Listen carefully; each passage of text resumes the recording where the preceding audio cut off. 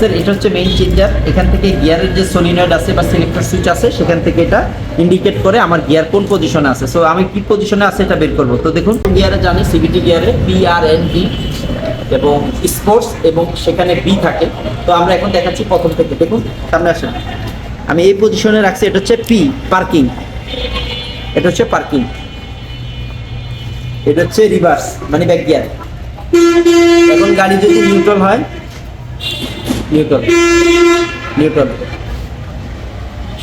নির্দেশনা দেখাইয়েন। এটা হচ্ছে ওয়াও, ড্রাইভ।